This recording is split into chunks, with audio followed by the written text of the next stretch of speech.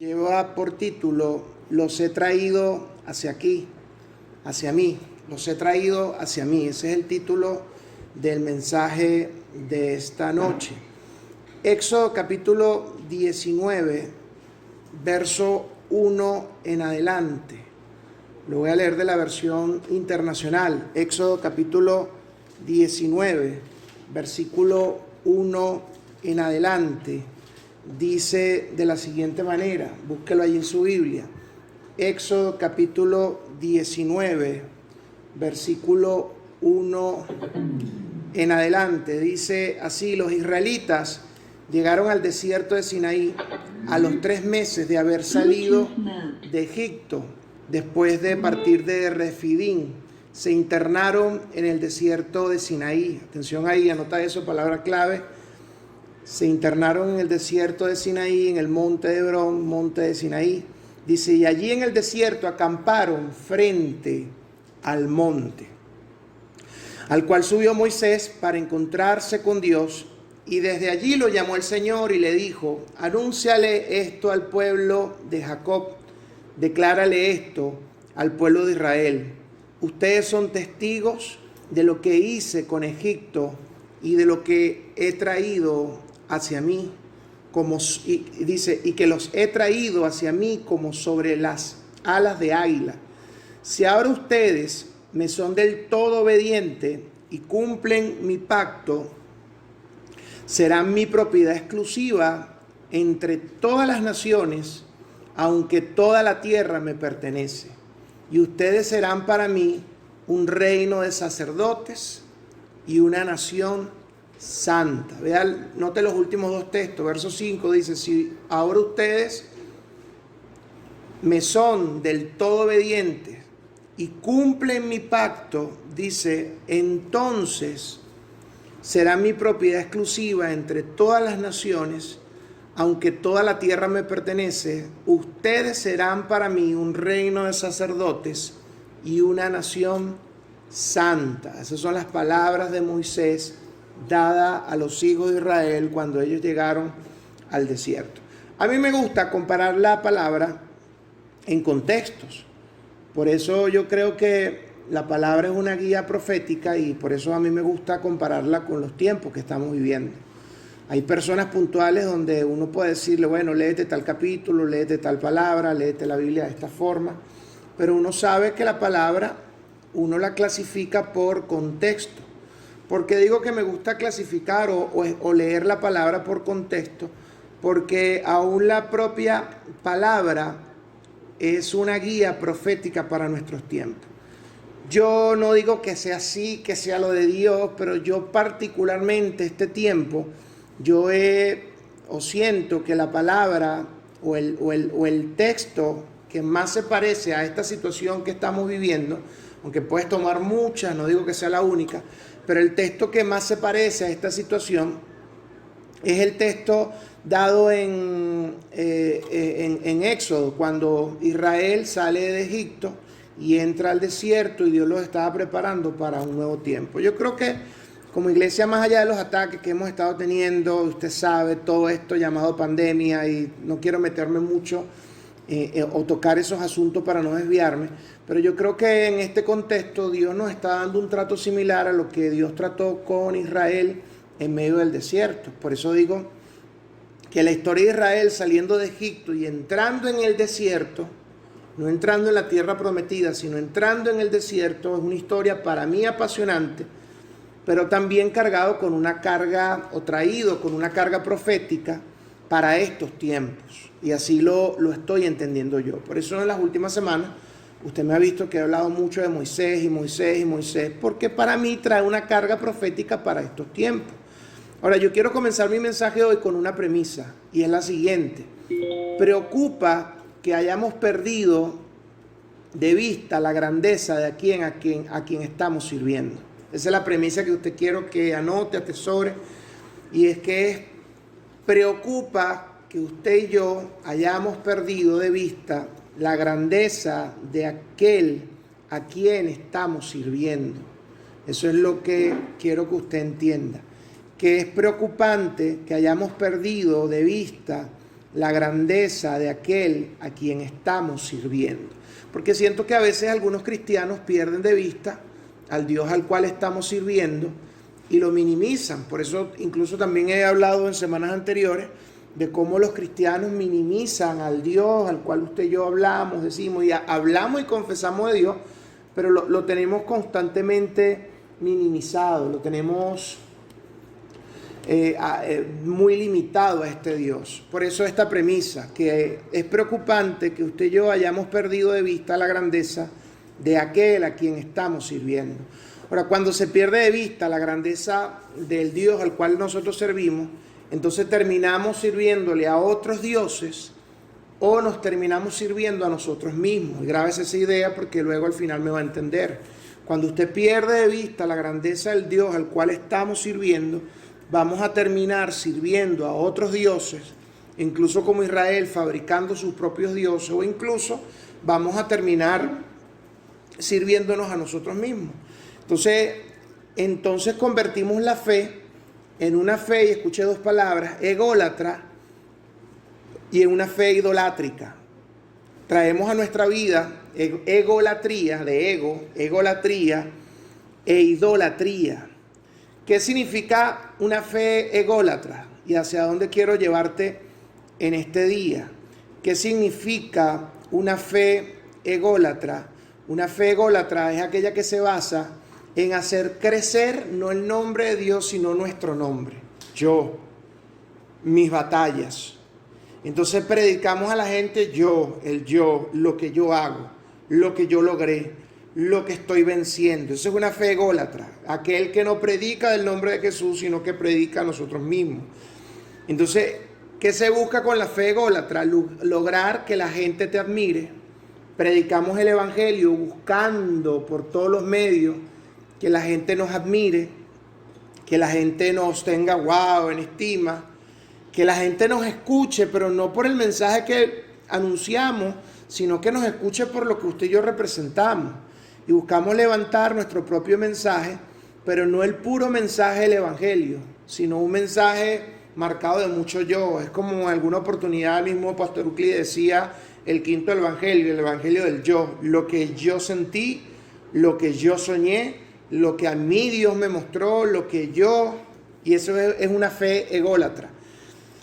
Y es resaltar más mis historias de vida por encima de lo que Dios realmente quiere hablar. Eso es egolatría. Por eso tercera de Juan, capítulo 1, versículo 2, de la Nueva Versión Internacional, dice: querido hermano, oro para que te vaya bien en todos tus asuntos y goces de buena salud, así como prosperas espiritualmente. El detalle es que una fe ególatra es la que yo manifiesto o yo muestro que mis asuntos están bien.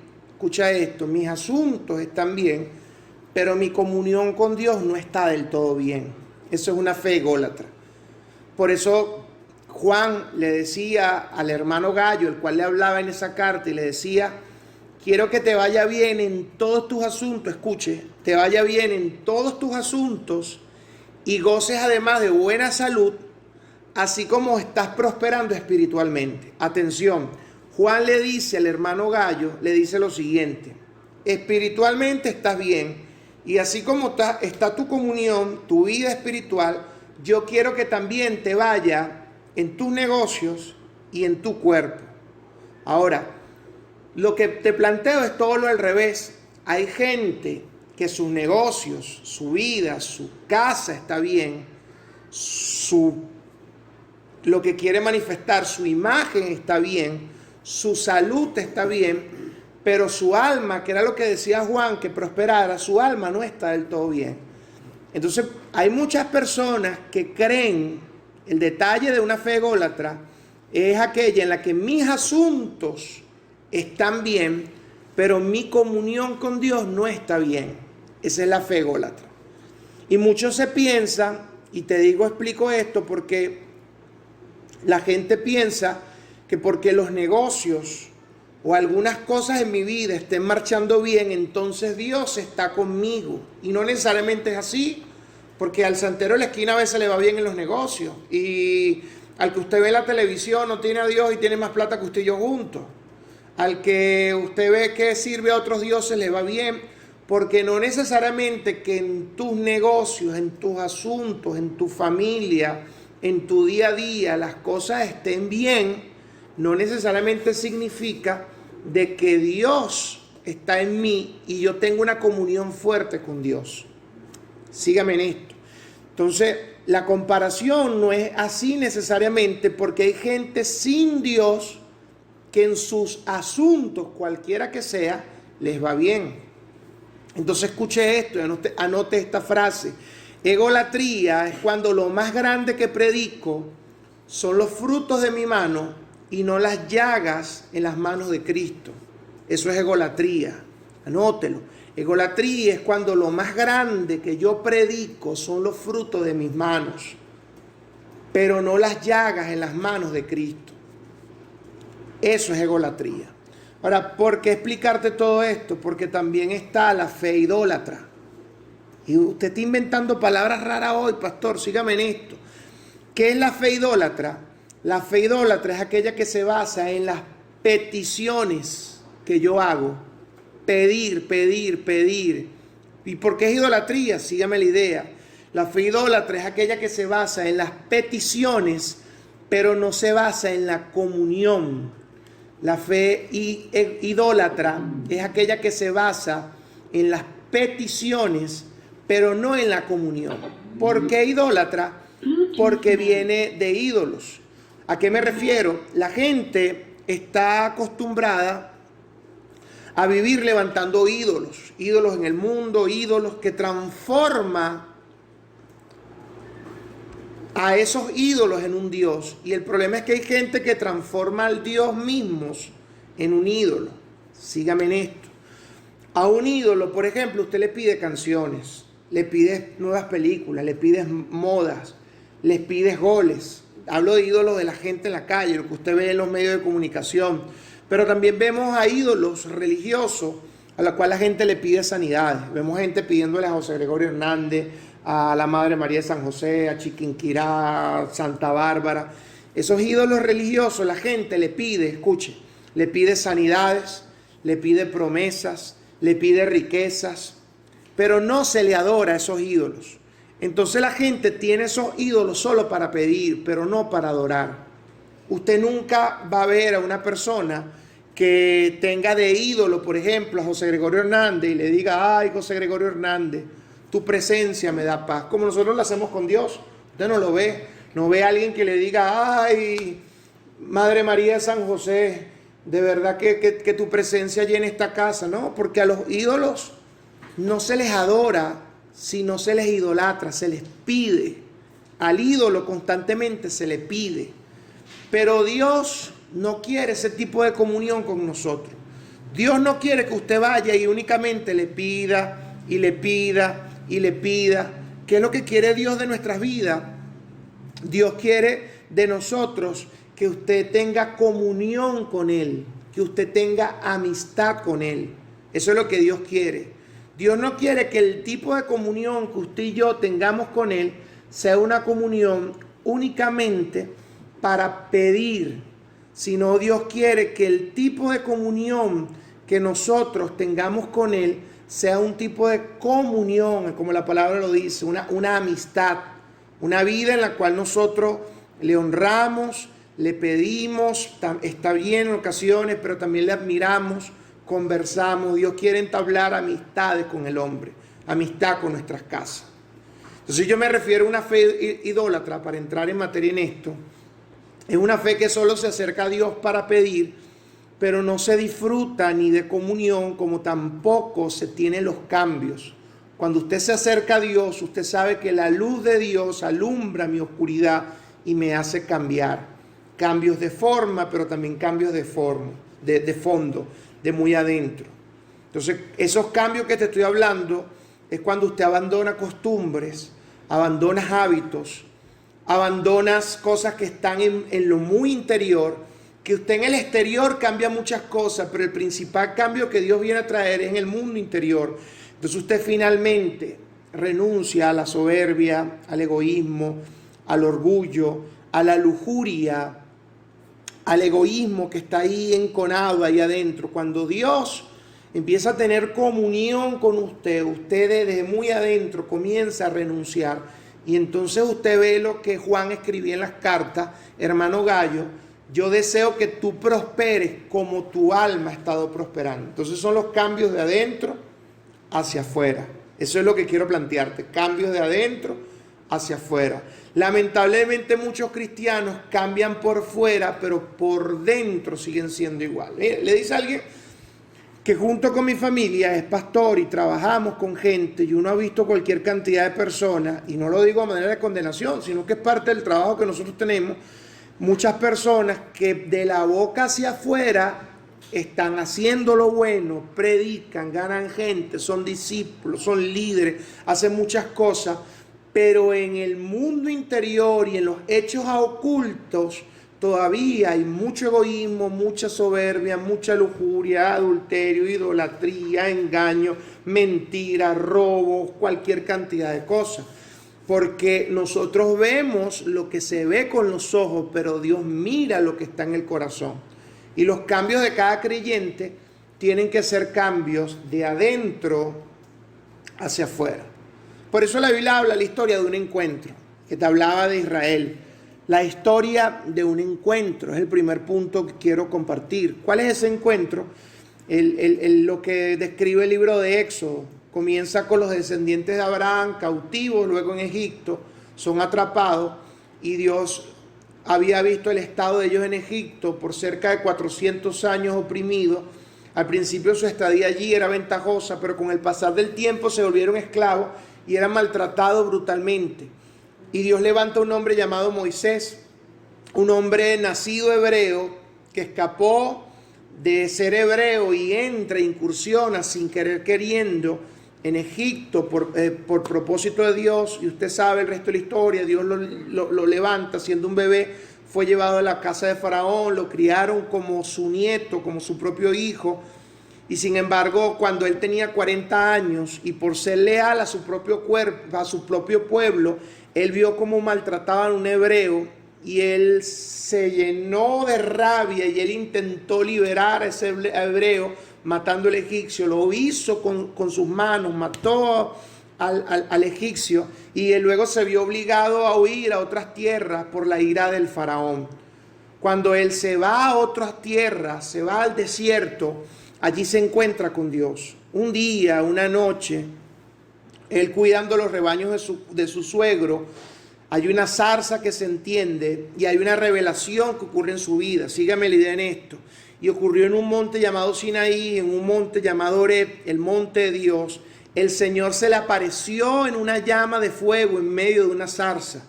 Cuando Moisés vio la zarza ardiendo, pero que no se consumía, decía la Biblia en Éxodo 3, verso 3 al 4, dice: iré ahora y veré esta grande visión. ¿Por qué causa la zarza no se quema? Viendo Jehová que él iba a ver, lo llamó de en medio de la zarza. Y no fue sino hasta que Moisés se desvió para acercarse a la presencia del Señor, es que ocurrió algo entre Dios y él, porque el principio es lo que dice Santiago 4:8, acercaos a Dios y él se acercará a nosotros. Y una vez que el Señor vio que Moisés dejaba su propio camino, su propia agenda, para él acercarse a él, acercarse al Señor, lo llamó, y procedió el Señor entonces a revelarle su palabra y a revelarle su propósito y a colocarlo en lo más alto como el hombre que iba a libertar una nación. Ojo, Dios no se buscó de un libertador, Dios proveyó un libertador, porque ese libertador se acercó a él.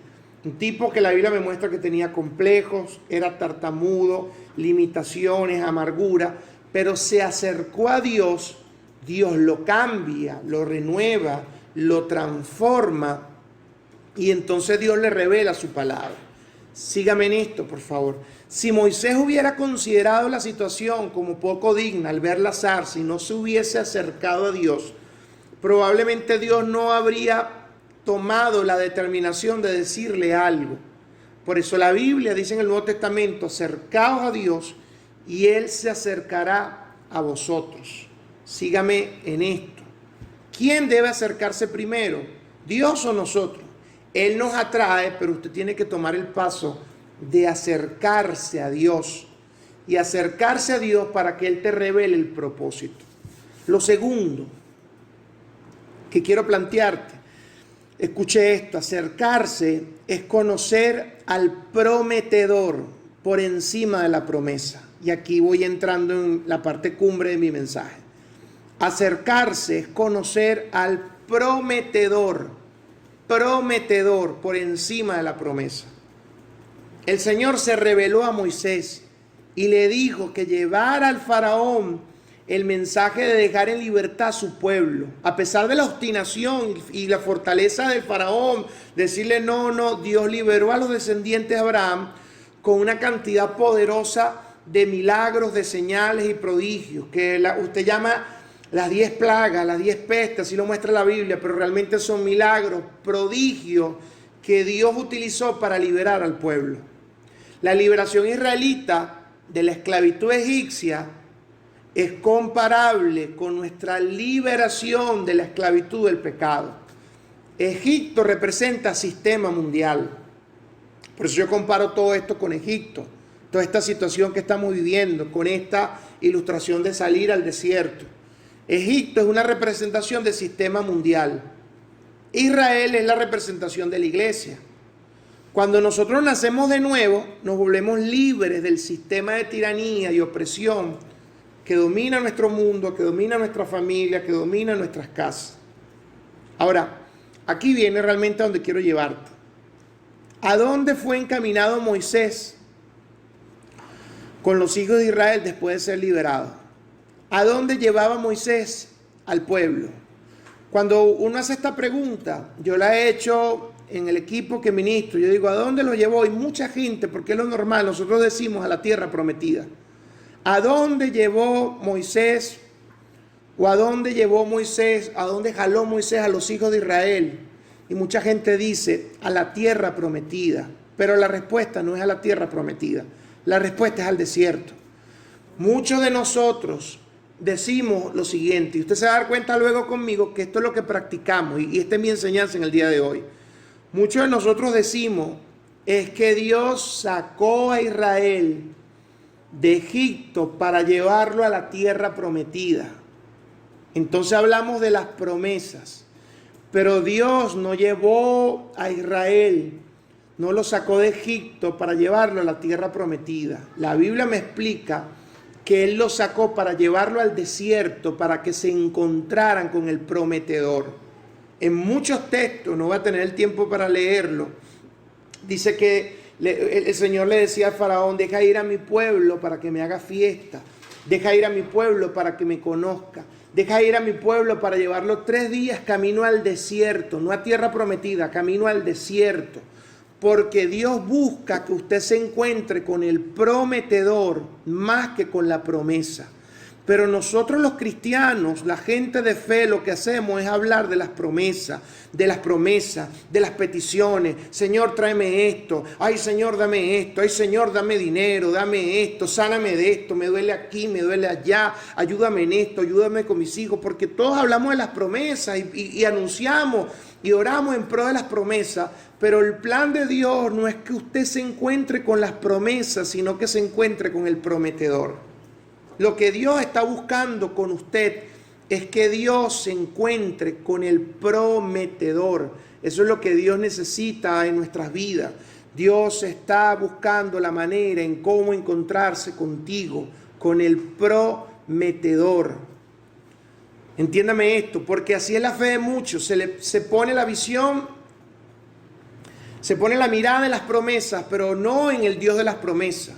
Y a eso me refería al principio cuando hablaba de una fe idolátrica, una fe enfocada en pedir respuesta. Es cuando el creyente solo se enfoca en acercarse a Dios para pedir, para declarar, para anunciar algo que quiere ver. Y pasamos toda nuestra fe en eso.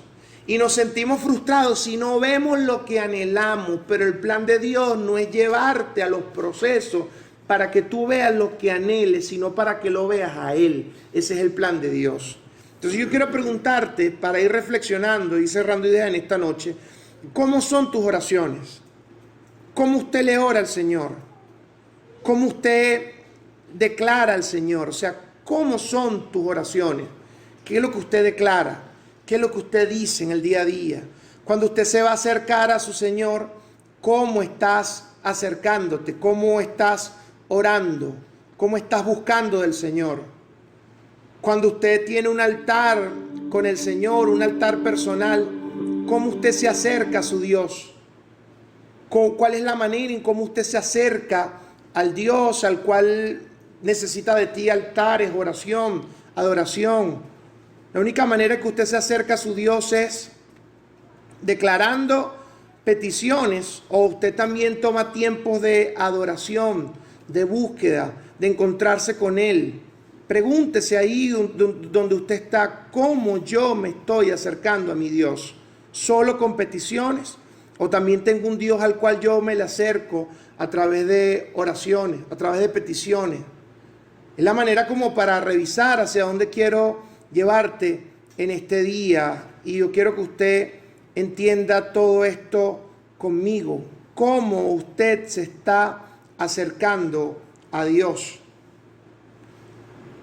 Sin embargo, dice la Biblia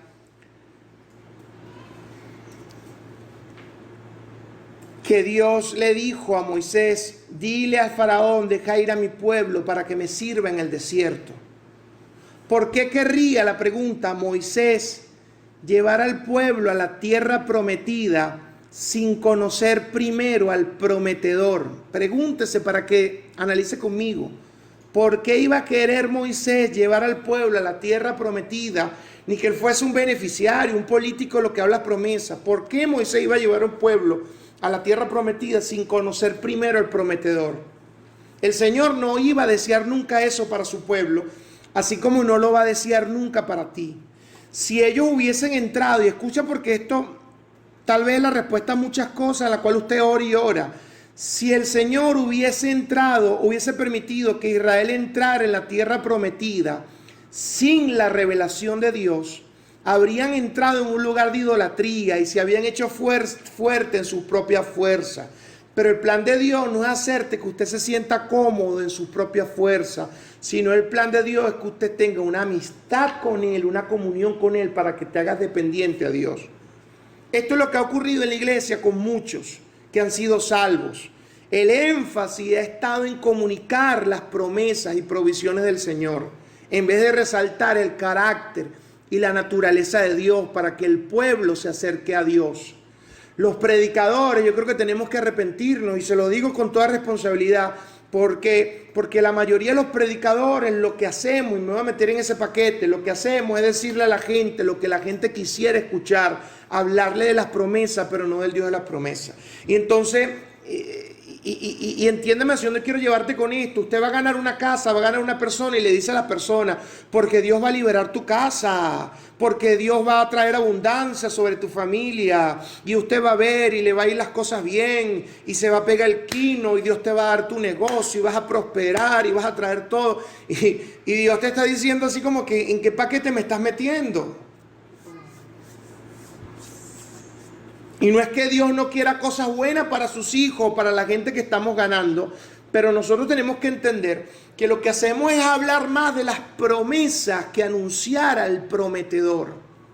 Entonces tú ves la gente, toca la puerta de una casa y lo que hace es decir: no, que Dios te va a prosperar, que Dios te va a llevar, y que Dios te guarde. No vaya a ser que el plan de Dios para una casa, luego que tú toques la puerta, sea llevárselo, porque quedas mal parado. Y si predicas a una familia y Dios al día siguiente se lleva a esa familia, porque el plan de Dios era encontrarse con esa familia, entonces nosotros decimos: wow, ¿qué pasó? Claro, mi discurso de promesa me dejó mal parado, porque nosotros acostumbramos a predicar de promesas, pero obviamos presentarle a la gente al prometedor, al Dios de las promesas.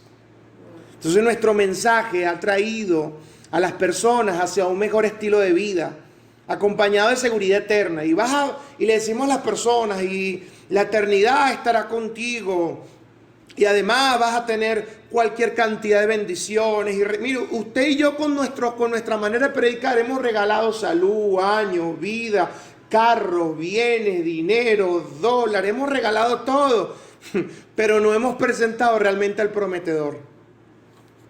Muchos ministros se dedican a dar un mensaje muy positivo que atraiga multitudes. En vez de eso, renuncian a un mensaje que puede traer los cambios para encontrarse con un Dios santo. Porque usted no le dice a la gente, sabe, Dios quiere encontrarse contigo para que cambies esos hábitos, para que cambies ese carácter. Dios quiere encontrarse contigo para que cambies esas cosas que han traído maldición para tu vida. Ese no es el mensaje que nosotros anunciamos, al contrario, hablamos de la tierra prometida, de los milagros, de las señales, pero Dios quiere encontrarse contigo para generar cambios. Dios necesita encontrarse contigo para llevarte a cambio. Es lo primero que usted tiene que entender. Entonces, conocer a Dios en el Sinaí cambió a Moisés. Vea que Dios no le regaló a Moisés cargo, título, todo eso lo inventamos nosotros. Y Dios te va a usar y te va a llevar por aquí, por allá. Pero Dios usó a Moisés para decirle, hoy deja de ser tartamudo. Hoy dejas esa amargura. Hoy dejas esos complejos de tu niñez. Hoy vas a cambiar. Entonces, quien también sabía, Moisés, luego de su experiencia personal, Moisés supo que Israel, que la nación completa, también necesitaba una experiencia similar. Encontrarse con un Dios en el desierto que le dijera, necesitas cambiar. Necesitas cambiar. Eso es lo que necesitaba Moisés. Eso es lo que necesitaba. Decirle a un pueblo, oye, tú necesitas cambiar. ¿A dónde quiero llevarte en esto? Si no hubiera encontrado al Señor en la zarza ardiente, habría luchado por sacar al pueblo de la esclavitud y llevarlo a su propia tierra. Y eso fue lo que quiso hacer de joven cuando mató al hombre con sus propias manos. Pero eso no era el plan de Dios. Y eso lo obligó a él a huir de Faraón y malgastar 40 años de su vida, porque eso no era el plan de Dios. Eso era el liderazgo que él concebía, un liderazgo de promesa, heroico, de que Dios te va a dar y te va a venir, y los milagros y las señales. Pero si tenemos un llamado en nuestras vidas, pero no hemos permitido que Dios nos lleve a lo más profundo de su desierto para revelarse en persona, buscaremos liberar a las personas por motivos de libertad, pero no por motivos de propósito. Sin embargo, nosotros tenemos que liberar a las personas con el propósito de que lleguen al Creador. Al Dios al cual estamos predicando, necesitamos predicar, es al Dios al cual tenemos que decirle a la gente, oye, tú necesitas encontrarte con tu Creador. Dios necesita conversar contigo. No es su asunto definir qué Dios va a hablar con la gente, pero Dios necesita encontrarse con cada uno de nosotros. Muchos creyentes se han acostumbrado a perseguir las promesas, alejándonos del prometedor. Pero usted tiene que entender que Dios está buscando acercarnos a Él porque Él es el prometedor. Entonces, cuando tú prediques a Dios, no te metas en lo que Dios quiere tratar con la gente. No te metas en lo que Dios está buscando tratar en las casas. No te metas en lo que Dios está buscando hacer en los lugares o en los ambientes. Porque no te corresponde a ti saber lo que Dios necesita hablar conmigo o Dios necesita hablar contigo. La pregunta, lo tercero, y voy de bajada ya. ¿Por qué querer estar lejos del prometedor? ¿Por qué querer estar lejos del prometedor? Nosotros tenemos que renunciar a esa fe de estar más entretenidos con las promesas. Por eso la pregunta, ¿por qué? ¿Por qué estuvieron los israelitas, y escuche esto, tan tranquilos y tan emocionados? ¿Por qué estuvieron los israelitas tan tranquilos?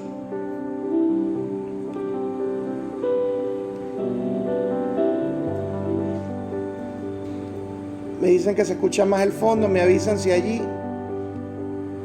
¿Por qué estuvieron los israelitas tan tranquilo y tan emocionado en la atmósfera de milagro, y sin embargo estuvieron tan intranquilos cuando Dios le ofreció hablar con ellos? Pregúntese, ¿por qué los israelitas le dijeron a Moisés: oye Moisés, habla tú con Dios, que nosotros mejor hablamos contigo? ¿Por qué? Te voy a decir un por qué. Porque en la atmósfera de milagros tú podías esconder tu pecado. En la atmósfera de milagros tú puedes esconder tu pecado. Pero en la atmósfera de gloria tú no puedes esconder lo que tú eres, porque allí está Dios hablando contigo. En la atmósfera de milagros, de promesas, usted puede seguir funcionando como cristiano. En eso de que Dios te va a usar, de que Dios te va a dar, de que Dios te va a dar dinero, que Dios va a hacer contigo, usted no cambia, no necesita cambiar, porque es puras promesas, pero no sabemos si serán realidades. Pero cuando nos dedicamos a meternos con Dios, usted sabe que cuando nos metemos con Dios, allí no podemos ocultar de su gloria. Allí no nos podemos ocultar de su mirada, no nos podemos ocultar de lo que Él busca corregir en nosotros. Por eso muchas personas prefieren las promesas, pero obvian leer la palabra, obvian leer la Biblia. Quieren que un Dios les ministre, les imponga las manos, y que un pastor te imponga las manos y te diga lo grande que vas a ser usado. Pero esa misma gente a veces no lee la Biblia porque sabe que la Biblia me desnuda en mi mundo interior, y que tal vez la gente que está a mi alrededor no sepa lo que Dios en la Biblia me está tratando. Entonces yo prefiero cerrar la Biblia y seguir escuchando al predicador, porque el predicador me dice que me va a bendecir, pero en la Biblia Dios me está diciendo que necesita tratarme. Y la gente obvia eso. Porque la gente prefiere escuchar lindas canciones o un buen mensaje, un buen predicador. Porque el predicador te dice que Dios te va a dar dinero, que Dios te va a dar abundancia, que Dios te va a dar larga vida. Pero ¿por qué la gente no ora? Porque en la oración Dios está buscando tratar con tu corazón. Dios está buscando tratar con tu carácter. Entonces yo prefiero dejar de orar y seguir escuchando al Señor. Y entienda hacia dónde quiero llevarlo en esto. Entiéndame hacia dónde quiero llevarlo en esto. ¿Por qué tuvieron los israelitas tan tranquilos y hasta emocionados en la atmósfera de milagro, y sin embargo tan intranquilos que retrocedieron ante la presencia de su gloria? Porque en la atmósfera de milagro ellos podían esconder su pecado. Entonces la Biblia explica, escucha esto, la Biblia explica que muchos dirán a Jesús, escucha esto: Señor, Señor, ¿no profetizamos en tu nombre? Y en tu nombre echamos fuera demonios, y en tu nombre hicimos muchos milagros. Entonces Él les declarará: nunca os conocí, apartados de mí, hacedores de maldad. Vea la Biblia y este texto tan fuerte cuando dice: Señor, pero muchos no dijimos en tu nombre hicimos esto, y en tu nombre hicimos lo otro. Y el Señor entonces dice que le responderá: apartados de mí, hacedores de maldad. Porque usted puede fluir en liderazgo, puede fluir en hacer cosas, pero hay gente que no está yendo al monte a encontrarse con Dios y hablar con Dios. Lo que quiero que hagamos hoy, mis queridos hermanos, es que usted haga un análisis de su comunión con el Señor, de la palabra, de la lectura de la palabra, de la oración. Que usted haga un análisis de cómo está su comunión con Dios. Comunión. ¿Podemos vivir con pecado encubierto alrededor de lo milagroso? Claro que sí. ¿Podemos vivir con pecado encubierto alrededor de la multiplicación? Claro que sí. ¿Podemos vivir con pecado encubierto alrededor de los frutos? Claro que sí.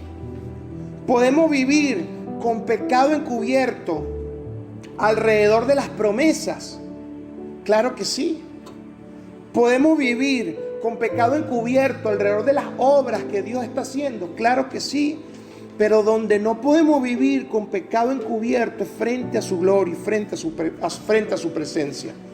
El pecado no puede vivir en la luz de la gloria revelada.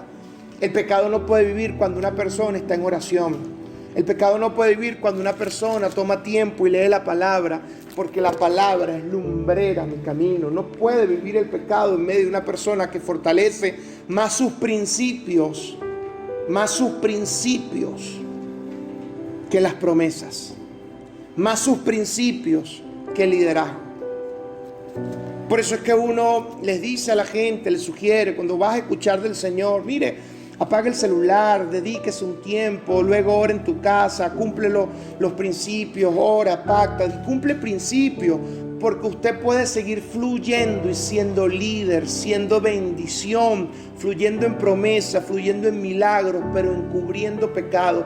Pero donde no puedes encubrir pecado, y no te hablo de manera de condenación, sino te hablo de manera de lo que Dios intenta hacer contigo, de la libertad que Dios quiere hacer contigo, donde usted no puede seguir viviendo de la misma forma, es cuando yo me olvido de las promesas, me olvido de lo que Dios quiere hacer conmigo y me dedico a conocer a Dios como Padre, y Él me va a hablar y yo voy a corregir.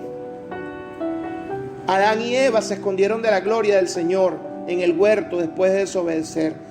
Porque te puedes esconder de la gloria del Señor. Claro, mucha gente lo hizo, Adán y Eva lo hicieron. Y hubo una época en que se caminaba con Él. Adán y Eva caminaban con Dios, pero hubo una época donde se escondieron de Dios. Entonces hay mucha gente que anda escondida de Dios, pero caminando en su huerto. No necesitas irte de la iglesia, no necesitas renunciar, no necesitas hacer que la gente se entere. Usted no se tiene que enterar de lo que ha estado gobernando en mi mundo interior. Pero yo tengo que acercarme a Dios para que Dios saque esto de mí, para que me haga vivir en gloria, en revelación, y dejar de vivir yo en promesas y en tantas fábulas. ¿Qué significa esto? Que usted puede esconderse de la visión. Puedes esconderte, en medio de la visión. Puedes esconderte en medio de los milagros. Puedes esconderte en medio de la provisión. Puedes esconderte en medio de los frutos. Puedes esconderte de todo. Pero tenemos muchos cristianos que huyen de la intimidad, de la palabra, de la oración. Y de eso es lo que yo quiero llevarlo. Ponga la mano ahí en su corazón, ahí donde está.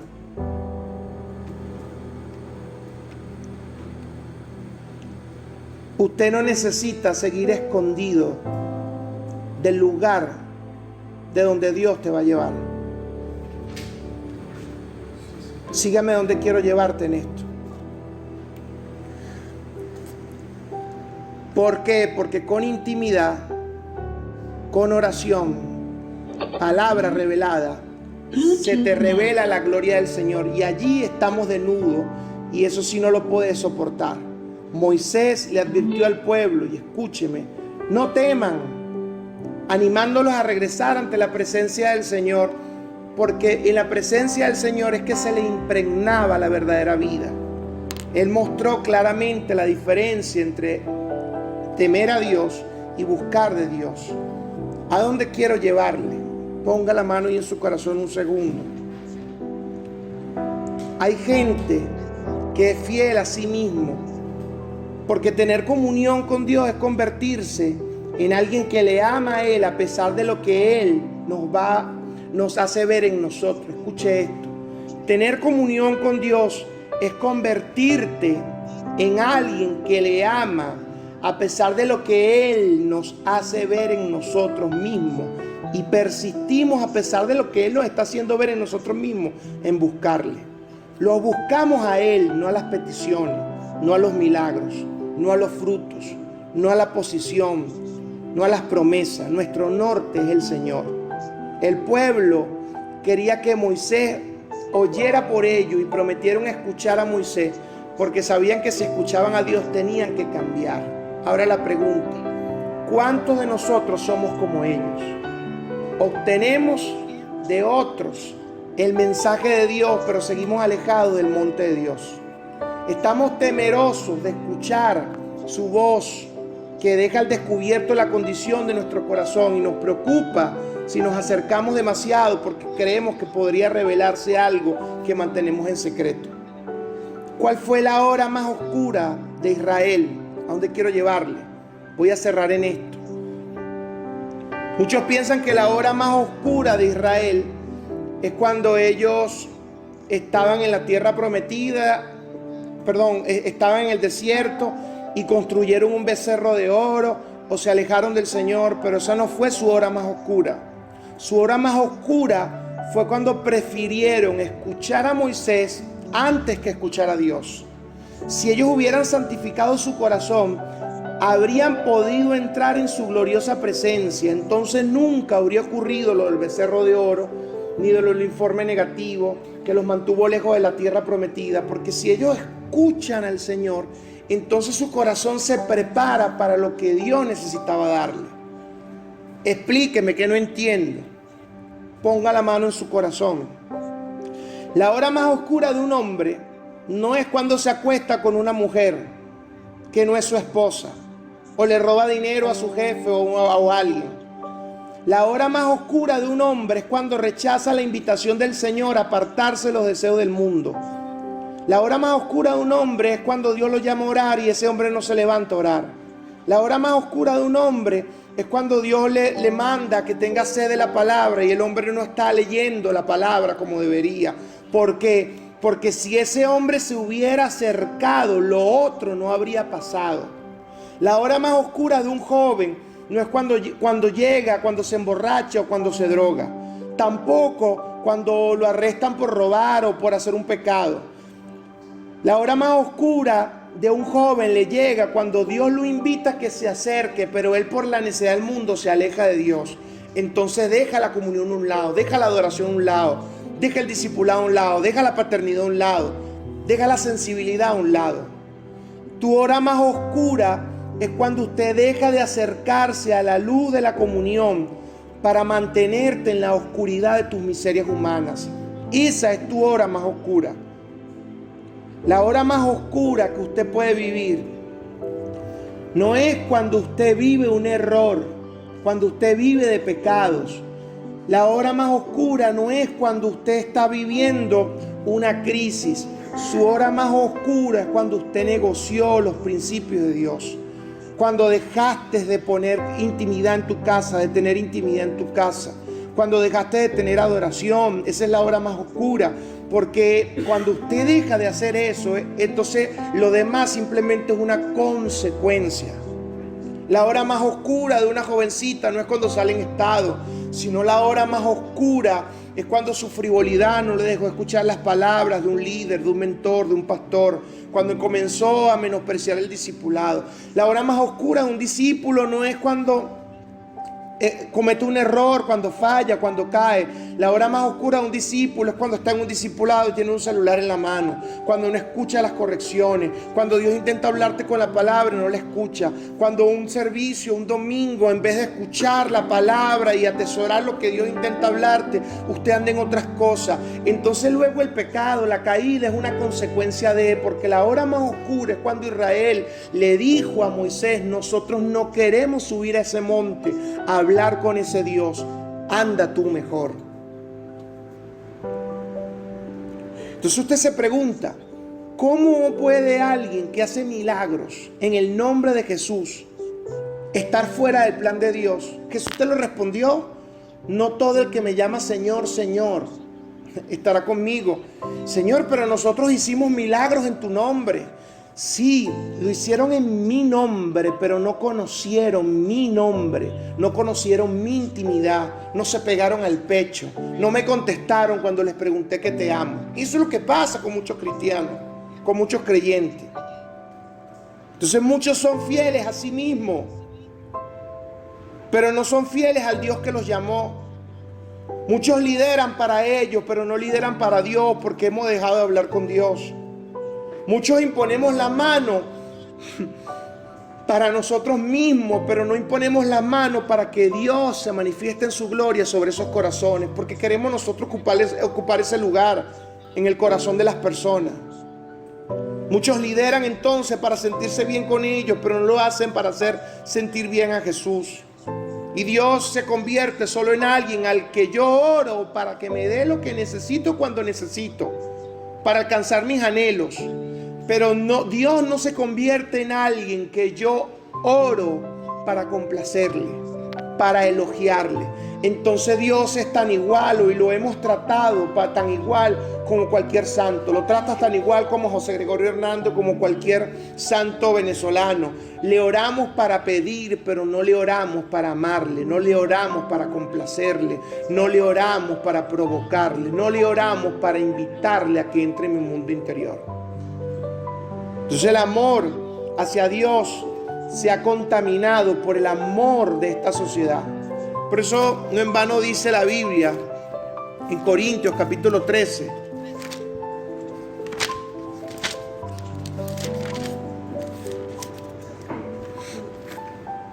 En 1 Corintios capítulo 13 dice que el amor es sufrido, es benigno, el amor no tiene envidia, el amor no es jactancioso, no se envanece, no hace nada indebido. Escuche lo que dice. No busca lo suyo, no se irrita, no guarda rencor, no se goza de la injusticia, mas se goza de la verdad. Todo lo sufre, todo lo cree, todo lo espera, todo lo soporta. El amor nunca dejará de ser, pero las profecías se acabarán y cesarán la lengua y la ciencia acabará, porque en parte conocemos y en parte profetizamos. Mas cuando venga lo perfecto, entonces lo que es en parte se acabará. Cuando se acaba la profecía es que queda el verdadero amor. Entonces nos acercamos a Dios, es lo que yo entiendo de este texto. Nos acercamos a Dios no esperando una profecía, nos acercamos a Dios porque sabemos que Dios está esperando de nosotros un clamor, una palabra de amor, una palabra de reconocer que en mis miserias no puedo seguir caminando, por eso Él se acerca a mí. Cuando encuentras creyentes hablando constantemente de dinero y de honra, y honra mi hombre, usted se da cuenta que el enfoque del creyente, del líder, es que me reconozcan mi liderazgo, pero que no se encuentren con el Dios que les cambia. Muchos líderes, pastores, mentores, creyentes, cristianos, le hablan a la gente desde sus experiencias, pero no buscan conectar a la gente con el Dios de la montaña. A lo que quiero llevarte, ponga la mano allí en su corazón, es que todos necesitamos entender para qué llegamos al desierto. Y desierto no necesariamente es una crisis. Desierto es un proceso. El plan del desierto es conocer al prometedor. Por eso quite sus ojos de las promesas y ponga sus ojos en el prometedor. El plan del desierto es que usted conozca al prometedor. El plan de Dios para este tiempo es que usted conozca al prometedor. Quite sus ojos un rato de las promesas y póngalos en el prometedor.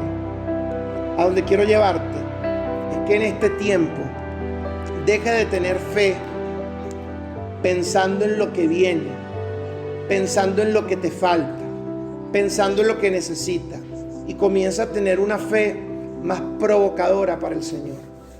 ¿Sabe por qué Dios no se le mostró a Israel en el desierto? Porque dice que vino una densa nube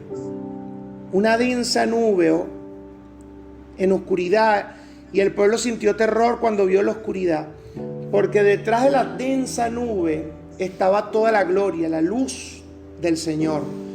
Y la gente no estaba preparada para recibir la luz, porque cuando usted se acerca a Dios, que Él es luz, Él disipa las tinieblas en nosotros, lo que dice la Biblia. Entonces Dios llama al cambio, Dios llama a la renovación y restauración de tu mundo interior. ¿Qué es lo que quiero plantearte en este día? Y si usted está allí en su casa, levante allí sus manos, que usted entienda que necesitas encontrarte con el prometedor. Dios te ha traído al desierto para encontrarse contigo. Deje de ver tantas las promesas y pregúntele a Dios cuál realmente es su plan para contigo. Pero dale palabras de amor a Dios. Dale palabras de honra al Señor. Dele palabras de adoración a su Señor. Yo quiero que allí en tu lugar usted comience a adorar a su Señor. Yo he terminado, adore a su Señor ahí en su lugar.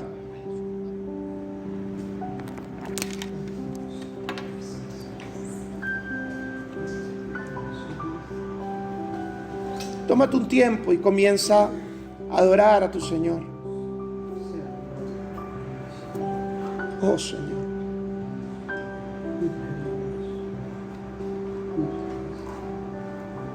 Oh Señor. Oh Señor. Oh Señor.